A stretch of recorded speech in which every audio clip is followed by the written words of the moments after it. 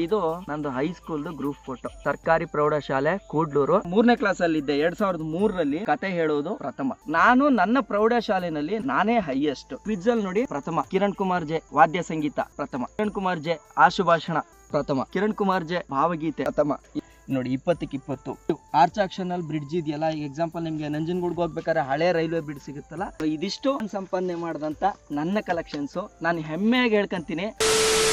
ನಮಸ್ಕಾರ KKF, ಎಲ್ಲ ಹೇಗಿದ್ದೀರಾ? ಎಲ್ಲರೂ ಆರಾಮಾಗಿದ್ದೀರಾ ಅಂತ ಅನ್ಕೋತೀನಿ. ಸೊ ಇವತ್ತು ನಾನು ಎಕ್ಸಾಕ್ಟ್ ಆಗಿ ಎಲ್ಲಿದ್ದೀನಿ ಅಂತಂದ್ರೆ, ನಮ್ಮ ಊರಲ್ಲಿ ಔಷಧೀಯ ಸಸ್ಯಗಳ ಉದ್ಯಾನವನ ಒಂದು ಮಾಡಿದ್ದಾರೆ, ಅಂದ್ರೆ ಪಾರ್ಕ್ ಮಾಡಿದ್ದಾರೆ.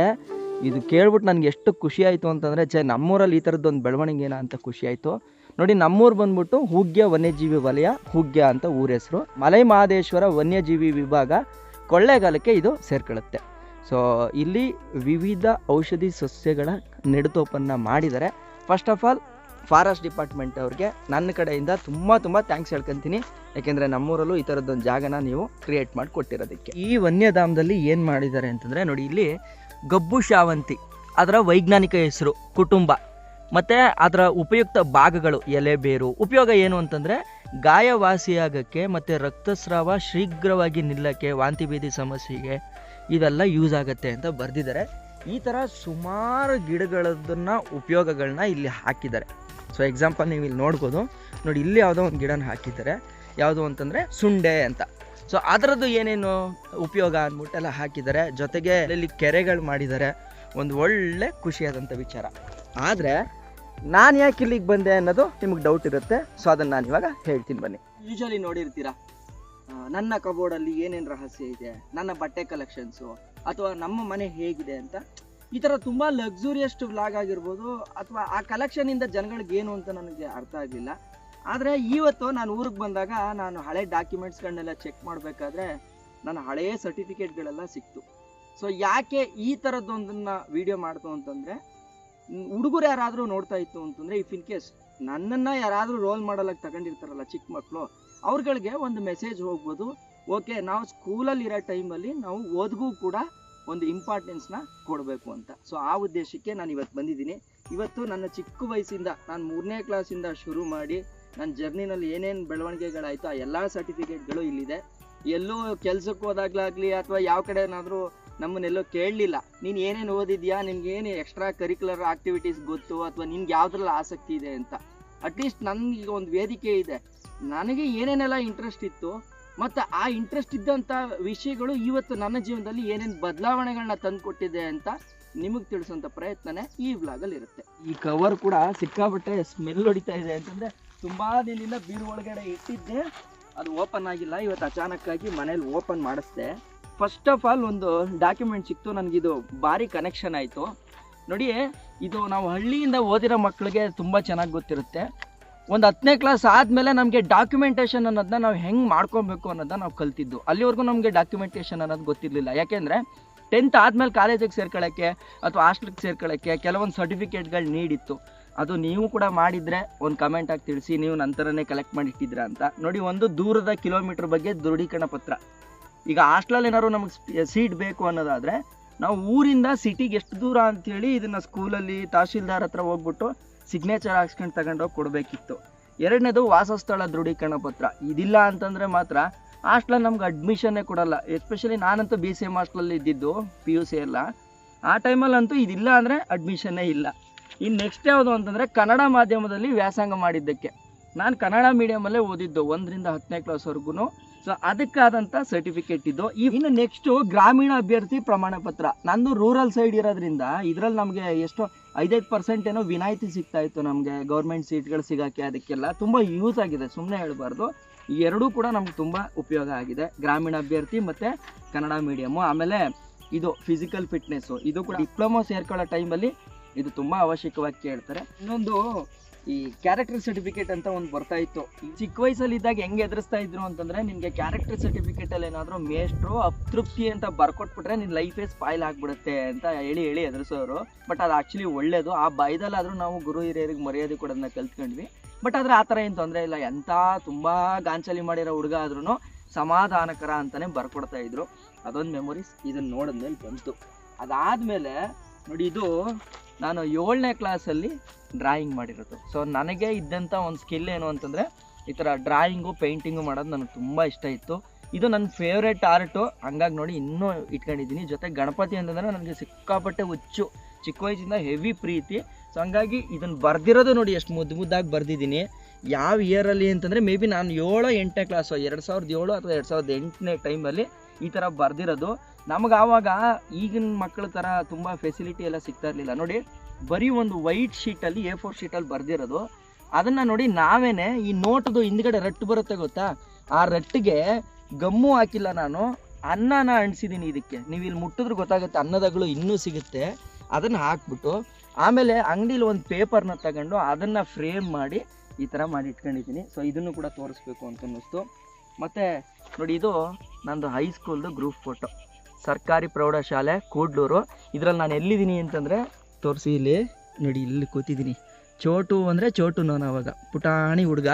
ನಮ್ಮ ಅಮಲ್ರಾಜ್ ಸರ್ ಜೊತೆ ಕೂತಿದ್ದೀನಿ, ಯಾಕಂದರೆ ನನಗೆ ಅವ್ರು ಸ್ವಲ್ಪ ಫೇವ್ರೇಟು. ಇಲ್ಲೇ ನಮ್ಮ ಪಕ್ಕದ ಊರು ಮಾಟಳ್ಳಿಯವರು. ಸೊ ಇದೊಂದು ಮೆಮೊರೀಸ್ನ ನೋಡ್ತಾ ಇದ್ದರೆ ಇವತ್ತು ಹಬ್ಬದಲ್ಲೂ ಸುಮಾರು ಹುಡುಗಿರು ಸಿಕ್ಕಿದ್ರು. ಬಟ್ ಆದರೆ ನಾವು ಯಾರನ್ನೂ ಮಾತಾಡ್ಸೋ ಲೆವೆಲ್ಗೆ ಇರಲಿಲ್ಲ, ಯಾಕೆಂದರೆ ಅವ್ರ ಫ್ಯಾಮಿಲಿ ಜೊತೆ ಇದ್ದರು. ಇನ್ನೊಂದೇನು ಅಂದರೆ ಇದು ಹಳ್ಳಿ ಅಲ್ವಾ, ನಾವು ಹಂಗೋಗಿ ಸೀದಾ ಸಾಧವಾಗಿ ಹೋಗಿ ಮಾತಾಡ್ಸೋಕ್ಕಾಗಲ್ಲ. ಒಂದು ಸ್ವಲ್ಪ ಡಿಸ್ಟೆನ್ಸಿಂದನೇ ನೋಡಿ ಖುಷಿ ಪಟ್ವಿ, ಜೊತೆಗೆ ದುಃಖನೂ ಪಟ್ವಿ. ಒಂದು ಟೈಮಲ್ಲಿ ತುಂಬ ಚೆನ್ನಾಗಿದ್ದು ಹುಡುಗಿರೆಲ್ಲ ಪಾಪ ಇವತ್ತು ಒಂಥರ ಏನೋ ಅವ್ರನ್ನ ನೋಡೋಕ್ಕೆ ಅಯ್ಯೋ ಪಾಪ ಅಂತ ಅನಿಸುತ್ತೆ. ಕೆಲವೊಬ್ಬರು ಫ್ಯಾಮಿಲಿ ಮಕ್ಳ ಜೊತೆ ಇದ್ದಿದ್ದು ನೋಡಿ ನಮಗೂ ಖುಷಿ ಆಯಿತು. ಜೊತೆಗೆ ಮೇಯ್ನ್ ದುಃಖ ಏನಾಯಿತು ಅಂತಂದರೆ, ಲೋ ತಮ್ಮ ನಿನಗೂ ವಯಸ್ಸಾಯಿತು ಅಂತ ರಿಮೈಂಡ್ ಮಾಡ್ತು. ಯಾಕೆಂದರೆ ನಮ್ಮ ಜೊತೆ ಓದಿದ್ದವರು 2-3 ಮಕ್ಕಳ ಜೊತೆ ಇಟ್ಕೊಂಡು ಹೋಗ್ಬೇಕಾದ್ರೆ ನಮ್ಗೆ ಅದು ಲೈಟಾಗಿ ಫೀಲ್ ಆಯಿತು. ಇರಲಿ, ತೊಂದರೆ ಇಲ್ಲ.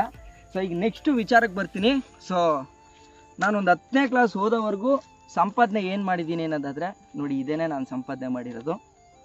ಸೊ ಇದು ಯಾವಾಗ ಗೊತ್ತಾ, ಬನ್ನಿ ಇಲ್ಲಿ 2003ರಿಂದ ಶುರು ಆಗುತ್ತೆ ನನ್ನ ಜರ್ನಿ. ನೋಡಿ ಇದು ಕ್ಲಸ್ಟರ್ ಮಟ್ಟದ ಪ್ರತಿಭಾ ಕಾರಂಜಿ. ನಾವು ಚಿಕ್ಕವರಾಗಿದ್ದಾಗ ನಮಗೆ ಈ ಪ್ರತಿಭಾ ಕಾರಂಜಿ ಬಂತು ಅಂತಂದರೆ ಒಂಥರ ಹಬ್ಬ ಇದ್ದಂಗೆ ನಮಗೆ. ಪ್ರತಿ ಪ್ರತಿಭಾ ಕಾರಂಜಿನಲ್ಲೂ ಇಲ್ಲ ಅಂತಂದ್ರೂ ಒಂದು 7-8 ಸರ್ಟಿಫಿಕೇಟ್ ಹೊಡ್ಕೊ ಬರ್ತಾ ಇದ್ವಿ. ಅದರಲ್ಲಿ ಕೆಲವೊಂದು ಮಿಸ್ ಆಗಿಬಿಟ್ಟಿದೆ. ಈಗ ಇರೋದ್ರಲ್ಲಿ ಮಾತ್ರ ತೋರಿಸ್ತೀನಿ. ಮಕ್ಕಳಲ್ಲಿರೋಂಥ ಹಾಬಿಗಳಿಗೆ ಮನೆಯವರು ಸಪೋರ್ಟ್ ಮಾಡಲ್ಲ, ಆದರೆ ಒಂದಲ್ಲ ಒಂದಿನ ಅದೇ ಒಂದು ದೊಡ್ಡದಾಗಿ ಅವ್ರ ಕೆರಿಯರೇ ಆಗುತ್ತೆ ಅನ್ನೋದಕ್ಕೆ ನಾನು ಕೂಡ ಒಂದು ಉದಾಹರಣೆ. ಯಾಕೆಂದರೆ ನನಗೆ ಚಿಕ್ಕ ವಯಸ್ಸಲ್ಲಿ ಕತೆ ಹೇಳೋದು ಅಂದರೆ ತುಂಬ ಇಷ್ಟ. ನೀವಿಲ್ಲಿ ನೋಡಿ, ನನಗೆ ಹೆಚ್ಚು ಕಡಿಮೆ ಅವಾಗ ಎಷ್ಟು, ಇದು 8 ವರ್ಷನಾ? ಎಸ್, 8 ವರ್ಷ ನನಗೆ ಅವಾಗ. 8 ವರ್ಷ 3ನೇ ಕ್ಲಾಸಲ್ಲಿದ್ದೆ, 2003ರಲ್ಲಿ. ನೋಡಿ, ಕತೆ ಹೇಳೋದು ಪ್ರಥಮ, 1 ಸರ್ಟಿಫಿಕೇಟಾ. ನೆಕ್ಸ್ಟು ಕ್ಲಸ್ಟರ್ ಮಟ್ಟದ ಪ್ರತಿಭಾ ಕಾರಂಜಿ ಕಿರಣ್ ಕುಮಾರ್ ಜೆ, ವಾದ್ಯ ಸಂಗೀತ ಪ್ರಥಮ. ಇದ್ಯಾವುದು ಅಂತಂದರೆ ಡ್ರಮ್ ಸೆಟ್ ಬಾರಿಸ್ತಾ ಇದ್ದೆ ನಾನು, ಸಖತ್ತಾಗಿ ಬಾರಿಸ್ತಾ ಇದ್ದೆ. ಕ್ಲಸ್ಟರ್ ಮಟ್ಟದಲ್ಲಿ ನನಗೆ ಫಸ್ಟ್ ಪ್ರೈಸ್ ಬಂದಿದೆ. ನೆಕ್ಸ್ಟು ಕಿರಣ್ ಕುಮಾರ್ ಜೆ, ಸರ್ಕಾರಿ ಪ್ರಾಥಮಿಕ ಶಾಲೆ ಹೂಗ್ಯ, ಭಾವಗೀತೆ ನೋಡಿ ಇಲ್ಲಿ ಪ್ರಥಮ. ನಾನು ಭಾವಗೀತೆನೂ ಕೂಡ ಆಡ್ತಾ ಇದ್ದೆ. ಒಂದು ಲಿರಿಕ್ಸ್ ಹೇಳ್ಬಿಡ್ತೀನಿ. ಸಾಸ ನೀನಿ ಸಾಸ ಗಾಗ ಸಾಸ ನೀನಿ ಸಾಸ ಸಾಸ ನೀನಿ ದಾದ ಪಾಪ ಪನಿದ ಪಾಗ ಪಾಪ ಗ ಪನಿದ ಗ ಪನಿದ ಸಗ್ಗ ಗಪ್ಪಗ ಸಾಸ ಸ. ಇದೊಂದು ಹಾಡು. ಒಂದು ಬಂಗಾರ ನೀರ ಕಡಲಾಚೆ ಗೀಚೆ, ಬಂಗಾರ ನೀರ ಕಡಲಾಚೆ ಗೀಚೆ, ಇದು ನೀರ ನೀಲ ತೀರ, ಓ ಮಿಂಚು ಬಳಗ ತೆರೆ ತೆರೆಗಳಾಗಿ ಅಲೆಯುವುದು ಪುಟ್ಟ ಪೂರ, ಅದು ನಮ್ಮ ಊರು ಇದು ನಿಮ್ಮ ಊರು, ತಮ್ಮ ಊರ ಧೀರ, ಅದರೊಳಗೆ ನಾವು ನಮ್ಮೊಳಗೆ ತಾವು, ಅದು ಇಲ್ಲ ಬಣ್ಣ ದೂರ.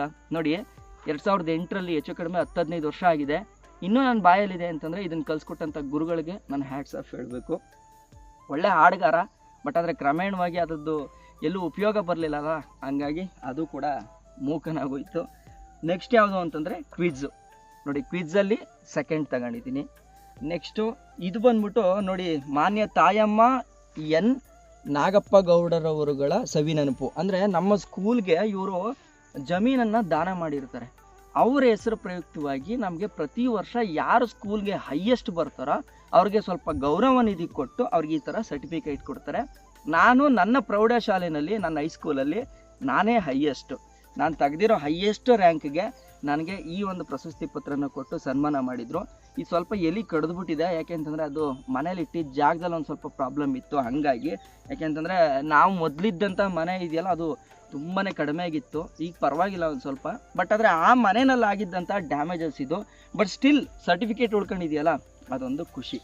ಜೊತೆಗೆ ನಮ್ಮೂರು ಬಾರ್ಡ್ರಲ್ಲಿದೆ, ತಮಿಳ್ನಾಡು ಬಾರ್ಡ್ರು. ಆಮೇಲೆ ಭಾಷಾವಾರು ಲೆಕ್ಕ ತಗೊಂಡ್ರು ತಮಿಳ್ನ ಒಂದು ಅಲೆ ಇದೆ. ಆದರೆ ನಮ್ಮ ಶಾಲೆಗಳಾಗಿರ್ಬೋದು ಅಥವಾ ನಮ್ಮ ಮೇಷ್ಟ್ರುಗಳಾಗಿರ್ಬೋದು ಕನ್ನಡ ಅಭಿಮಾನನ ಯಾವ ಲೆವೆಲಿಗೆ ಬೆಳೆಸ್ಕೊಟ್ಟಿದ್ದಾರೆ ಅಂತಂದರೆ, ಇವತ್ತು ನಾನು ಈ ಒಂದು ಆಕಾರ ಆಗಿರ್ಬೋದು, ಆಕಾರ ಪರ್ಫೆಕ್ಟಾಗಿ ಉಚ್ಚಾರಣೆ ಮಾಡ್ತೀನಿ ಅಂತಂದರೆ ಅದಕ್ಕೆ ಕಾರಣ ಯಾರು ಅಂತಂದರೆ ನನ್ನ ಪ್ರೈಮರಿ ಮತ್ತು ನನ್ನ ಪ್ರೌಢಶಾಲೆಯ ಶಿಕ್ಷಕರೇನಿದ್ದಾರೋ ಸಂಪೂರ್ಣವಾಗಿ ಅವ್ರಿಗೆ ಕ್ರೆಡಿಟ್ ಹೋಗುತ್ತೆ. ಯಾಕೆ ಅಂತಂದರೆ ಅಷ್ಟು ಅದ್ಭುತವಾಗಿ ನನಗೆ ಕನ್ನಡ ಕಲಿಸ್ಕೊಟ್ಟಿದ್ದಾರೆ. ಜಸ್ಟ್ ಕನ್ನಡ ಕಲಿಸೋದಲ್ಲದೆ ಬೇರೆ ಬೇರೆ ಕಲ್ಚರಲ್ ಆಕ್ಟಿವಿಟೀಸು ಕನ್ನಡಕ್ಕೆ ಸಂಬಂಧಪಟ್ಟದ್ದಾಗಿರ್ಬೋದು ಅಥವಾ ಬೇರೆ ಬೇರೆ ಎಲ್ಲ ಸಂಬಂಧಪಟ್ಟಂಗೆ ನೋಡಿ, ಇಲ್ಲಿ ಸರ್ಕಾರಿ ಪ್ರೌಢಶಾಲೆ ಕೂಡ್ಲೂರು ಕನ್ನಡ ಪ್ರತಿಭಾ ಪರೀಕ್ಷೆ ಅಂತ ಹೇಳಿ ಅದಕ್ಕೆ ಅಟೆಂಡ್ ಮಾಡಿಸಿ ಶಾಲೆ ವತಿಯಿಂದ ನಮ್ಮನ್ನು ಅದಕ್ಕೆ ಹೋಗಿ ಎಕ್ಸಾಮ್ ಬರೆಸಿ ನಾನು 7ನೇ ರ್ಯಾಂಕ್ನ ಪಡೆದಿದ್ದೀನಿ. ಈ ಇದರಲ್ಲಿ ಕನ್ನಡ ನಮ್ಮ ಭಾಷೆ ಅಭಿಮಾನ ಹೆಚ್ಚಲಿ, ಕನ್ನಡ ಅನುಷ್ಠಾನ ವರ್ಷ 2009 ನೋಡಿ. ಈ ಥರದ್ದೆಲ್ಲ ಹೆಸರಾಯಿತು ಕರ್ನಾಟಕ, ಉಸಿರಾಗಲಿ ಕನ್ನಡ, ಈ ಥರದ್ದೆಲ್ಲ ಅವರು ನಮಗೆ ಟ್ರೈನಿಂಗ್ ಕಳಿಸಿದ್ದಕ್ಕೋ ಏನಕ್ಕೋ ಗೊತ್ತಿಲ್ಲ, ಇವತ್ತು ಕನ್ನಡದ ಬಗ್ಗೆ ಅಷ್ಟು ಅಭಿಮಾನ ನಮಗಿದೆ. ಇನ್ನು ನೆಕ್ಸ್ಟು ನೋಡಿ, ಕನ್ನಡ ಕಂಠಪಾಠ 2005ರಲ್ಲಿ ತಗೊಂಡಿರೋದು. ಇದು ಸರ್ಕಾರಿ ಪ್ರೌಢಶಾಲೆ ಮಾರ್ನಹಳ್ಳಿನಲ್ಲಿ ನಡೆದಿದ್ದು. ಕನ್ನಡ ಕಂಠಪಾಠದಲ್ಲಿ ದ್ವಿತೀಯ ಬಂದಿದೆ. ಧರಣಿ ಮಂಡಲ ಮಧ್ಯದೊಳಗೆ ಅದನ್ನು ಹೇಳಿದ್ದಕ್ಕೆ ಇದು ನನಗೆ ಇನ್ನೂ ಜ್ಞಾಪಕ ಐತೆ.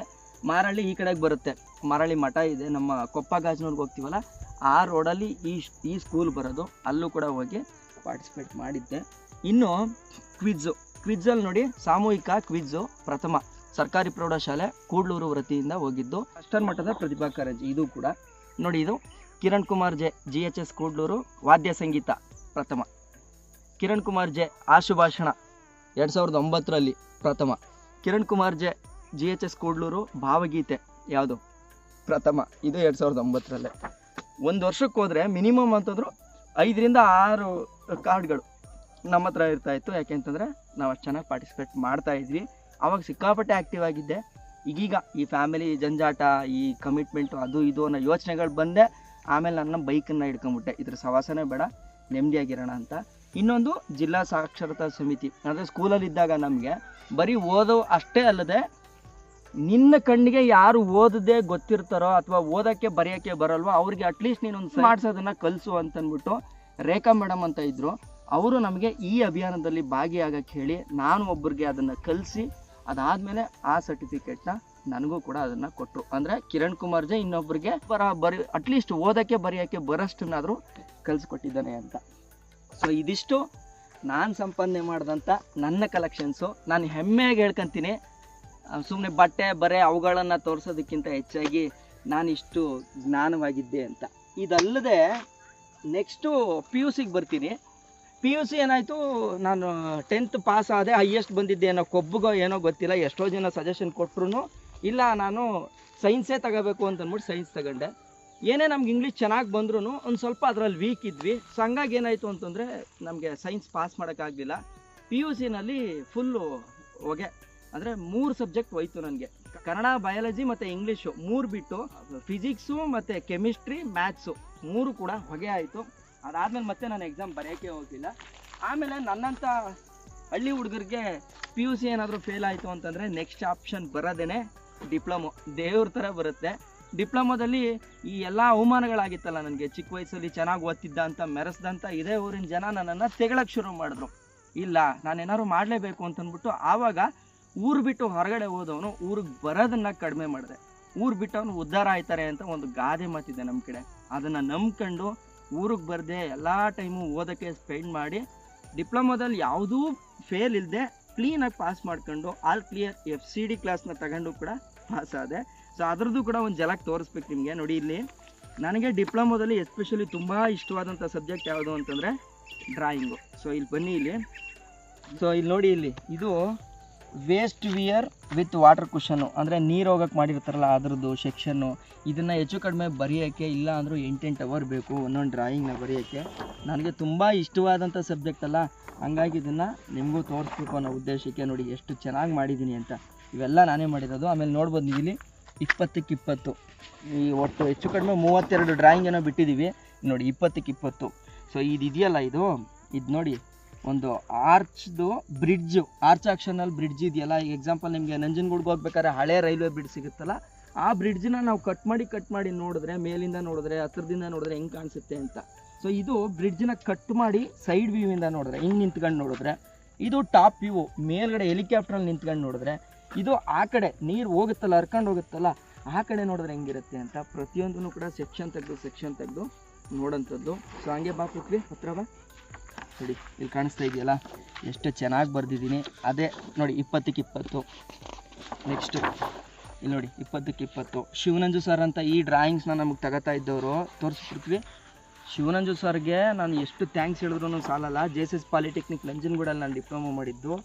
ಅದ್ಭುತವಾಗಿ ಹೇಳ್ಕೊಟ್ರು. ಅವರೊಬ್ಬರೇ ಅಲ್ಲ, ಇಡೀ ಆ ಕಾಲೇಜಲ್ಲಿ ಇರ್ತಕ್ಕಂಥ ಲೆಕ್ಚರರ್ಸು KPV ಸರ್ ಆಗಿರ್ಬೋದು, ಶೈಲೇಂದ್ರ ಸರ್ ಆಗಿರ್ಬೋದು, ಮಂಜಣ್ಣ ಆಗಿರ್ಬೋದು, ಅವ್ರನ್ನೆಲ್ಲ ನಾವು ಇವತ್ತು ನೆನೆಸ್ಕೋಬೇಕು. ಜೀವನದಲ್ಲಿ ಫೇಲ್ ಆಗಿ ಕುಗ್ಗೋಗಿದ್ದವ್ರನ್ನ ತಮ್ಮ ಮಕ್ಕಳಂತೆ ಅವರು ನಮ್ಮನ್ನು ಟ್ರೀಟ್ ಮಾಡಿ ನಮ್ಮನ್ನು ಸರಿದಾರಿಗೆ ತಂದಂಥ ದೇವ್ರುಗಳವರು. ಇಲ್ಲಿ ಸರ್ಕಾರಿ ಪ್ರೌಢಶಾಲೆ ಆಗಿರ್ಬೋದು ಅಥವಾ ನಮ್ಮ ಪ್ರಾಥಮಿಕ ಶಾಲೆ, ಇವ್ರು ಬಿಡಿ, ಇವ್ರು ನಮ್ಮ ತಂದೆ ತಾಯಿಗಳಿದ್ದಂಗೆ. ಆದರೆ ಕಾಲೇಜ್ ಲೆವೆಲ್ಗೆ ಹೋದ್ಮೇಲೂ ನಮ್ಮನ್ನು ಮಕ್ಕಳಂಗೆ ಕನ್ಸಿಡರ್ ಮಾಡಿದವರು ಅವರೇನೆ. ಅವ್ರಿಗೆ ನಾನು ಥ್ಯಾಂಕ್ಸ್ ಹೇಳ್ಕೊತೀನಿ. ಜೊತೆಗೆ ನಾನು ಈ ವಿಡಿಯೋ ಏನಕ್ಕೋಸ್ಕರ ಮಾಡಿದೆ ಅಂತಂದರೆ, ಇದು ಅಪ್ಪ ಅಮ್ಮನಿಗೆ ಗೊತ್ತಾಗಲಿ ಅಂತ.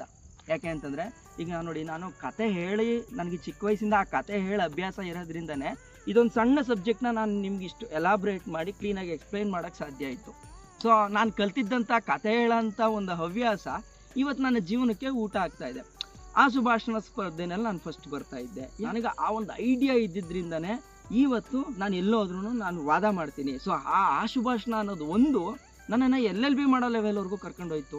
ಇವತ್ತು ನಾಳೆ ದಿನ ನಾನು ಕೋರ್ಟ್ಗೆ ಹೋದ್ರೂ ನಾನು ಆರಾಮಾಗಿ ವಾದ ಮಾಡ್ಬೋದು. ಸೊ ಇದೆಲ್ಲ ಯೂಸ್ ಇದೆ. ಎಸ್ಪೆಷಲಿ ಈ ವಿಡಿಯೋ ದಯವಿಟ್ಟು ನಿಮ್ಮ ಮಕ್ಕಳೇನಾದರೂ ಹೊಸ್ದಾಗಿ ಏನಾದರೂ ಮಾಡ್ತೀನಿ, ಒಳ್ಳೆ ಥರದಲ್ಲಿ ಏನೋ ಒಂದು ಮಾಡ್ತೀನಿ ಅಂತಂದರೆ ದಯವಿಟ್ಟು ಪ್ರೋತ್ಸಾಹ ಕೊಡಿ. ಅವ್ರಿಗೆ ಹೇಳೋಕ್ಕಾಗಲ್ಲ. ಇವತ್ತು ನೀವೇ ಅಂದ್ಕೊಂಡಿರೋ ಮಕ್ಕಳು ನಿಮಗಿಂತ ಎತ್ತರವಾಗಿ ಬೆಳೆದು ಎಲ್ಲೋ ಹೋಗ್ಬೋದು. ಆವತ್ತೊಂದು ದಿನ ನೀವು ಪರಿತಪ್ಸೋದು ಬೇಡ. ಯಾಕೆಂದರೆ ಮಕ್ಕಳು ಆವಾಗ ತಲೆಯಲ್ಲಿ ಅನ್ಕೊಂಡ್ಬಿಡ್ತವೆ, ಚಿಕ್ಕ ವಯಸ್ಸಲ್ಲೇ ನಮಗೇನು ಸಪೋರ್ಟ್ ಮಾಡಲಿಲ್ಲ, ನಾವೀಗ ಇವ್ರಿಗೇನು ಮಾಡಬೇಕು ಅನ್ನೋದು ಬಂದ್ಬಿಡುತ್ತೆ. ದಯವಿಟ್ಟು ಮಕ್ಕಳ ಪ್ರತಿಯೊಂದು ಬಯಕೆಗಳಾಗಿರ್ಬೋದು ಅಥವಾ ಕೆಲಸಗಳಿಗಾಗಿರ್ಬೋದು ಅಪ್ಪ ಅಮ್ಮ ನೀವು ಬೆನ್ನೆಲುಬಾಗಿ ನಿಂತ್ಕೊಳ್ಳಿ. ಸೊ ಈ ಥರ ಸಣ್ಣ ಪುಟ್ಟ ವಿಚಾರಗಳು ಎಲ್ಲೋ ಒಂದು ಕಡೆ ದೊಡ್ಡದಾಗ್ಬೋದು ಅನ್ನೋದನ್ನು ನಾನು ತೋರಿಸ್ಬೇಕಿತ್ತು. ಮತ್ತು ಎರಡನೇದು, ಯೂಟ್ಯೂಬ್ ಬಂದಿದ್ದ ತಕ್ಷಣ ಎಲ್ಲ ಎಜುಕೇಷನ್ನೆಲ್ಲ ಬಿಟ್ಬಿಟ್ಟು ಡೈರೆಕ್ಟಾಗಿ ಯೂಟ್ಯೂಬ್ ಬಂದ್ಬಿಟ್ವಿ ಅನ್ನೋದು ಇರಬಾರ್ದು. ಈವನ್ ನಾವು ಅಷ್ಟೇ ಹಿಂಗೆ ಎದ್ವೋ ಅಂತ ಬಂದ ತಕ್ಷಣವೇ ನಾವು ಯೂಟ್ಯೂಬಿಗೆ ಬಂದಿಲ್ಲ. ಈವನ್ ಅದರಲ್ಲಿ ಬರೋ ರೆವಿನ್ಯೂ ಏನಕ್ಕೂ ಸಾಲೋದು ಇಲ್ಲ. ಇಫ್ ಇನ್ ಕೇಸ್ ನಾಳೆ ದಿನ ನಾನು ಫೇಲ್ ಆದ್ರೂ ನಾನು ಯಾವುದಾದ್ರೂ ಒಂದು ಕಲೆ ಇದೆ ಅಥವಾ ನನಗೇನಾದ್ರು ಒಂದು ಎಜುಕೇಷನ್ ಇದೆ, ನನಗೆ ಇದು ಬಿಟ್ಟರೆ ಡಿಪ್ಲೊಮಾ ಓದಿದ್ದೀನಿ, ಅದರಲ್ಲೆಲ್ಲರೂ ಕೆಲಸ ತಗೋಬೋದು, ಇಂಜಿನಿಯರಿಂಗ್ ಓದಿದ್ದೀನಿ, ಅದರಲ್ಲೆಲ್ಲರೂ ಕೆಲಸ ತಗೋಬೋದು, ಈಗ ರೀಸೆಂಟಾಗಿ LLB ಮುಗಿಸಿದ್ದೀನಿ, ನನ್ನ ಲೈಫನ್ನು ಅದರಲ್ಲೇ ಕೂಡ ನಾನು ಕ್ಯಾರಿ ಮಾಡ್ಬೋದು. ಸೊ ಈ ವಿಡಿಯೋ ಮುಖಾಂತರ ಕೊನೆಯದಾಗ ಒಂದು ಸಂದೇಶ ಏನು ಹೇಳ್ತೀನಿ ಅಂತಂದರೆ, ನಾವೇನೇ ಈಗ ಟ್ರೆಂಡಲ್ಲಿ, ಈಗ ಯೂಟ್ಯೂಬು ಇದೆಲ್ಲ ಟ್ರೆಂಡಿಗೆ ಬಂದಿರೋದು, ಆ ಟ್ರೆಂಡನ್ನೆಲ್ಲ ಹೊರತಾಗಿ ಅನಾದಿ ಕಾಲದಿಂದ ಏನಿದೆಯೋ ಆ ಎಜುಕೇಷನ್, ಆ ಒಂದು ಶಿಕ್ಷಣ ಅನ್ನೋದಕ್ಕೆ ಒಂದು ಶಕ್ತಿ ಇದೆ ಗೊತ್ತಾ, ಅದನ್ನು ಯಾವ ಪ್ಲ್ಯಾಟ್ಫಾರ್ಮ್ ಹೊಡ್ಕೊಳಕ್ಕಾಗಲ್ಲ. ದಯವಿಟ್ಟು ನೀವು ಓದೋ ಟೈಮಲ್ಲಿ ಚೆನ್ನಾಗಿ ಓದಿ, ಇದಕ್ಕೆ ಟೈಮ್ ಸ್ಪೆಂಡ್ ಮಾಡ್ಬಿಟ್ಟು ಸುಮ್ಮನೆ ವೇಸ್ಟ್ ಮಾಡ್ಕೊಂಬಿಡಿ. ಆಮೇಲೆ ಪಾಪ್ಯುಲಾರಿಟಿ, ವ್ಯೂಸು ಇವೆಲ್ಲ ಬಂದೇ ಬರುತ್ತೆ ಒಂದಿನ. ಇವೆಲ್ಲ ಹೆಂಗೆ ಅಂತಂದರೆ ಒಂಥರ ಕೀರ್ತಿ ಶನಿ ಅಂತಾರಲ್ಲ, ಹಂಗೆ ನಿಮ್ಮ ಪ್ರೈವೇಟ್ ಲೈಫನ್ನು ಕಿತ್ಕೊಳ್ಳುತ್ತೆ. ದಯವಿಟ್ಟು ಬೇಗ ನಿಮ್ಮ ಪ್ರೈವೇಟ್ ಲೈಫ್ನ ಕಿತ್ಕೊಳ್ಳೋ ಥರ ಮಾಡ್ಕೊಂಬಿಡಿ. ಆರಾಮಾಗಿ ಆ ಕಾಲೇಜ್ ಜೀವನ ಅದೆಲ್ಲ ಎಂಜಾಯ್ ಮಾಡ್ಕೊಂಡು ಬನ್ನಿ.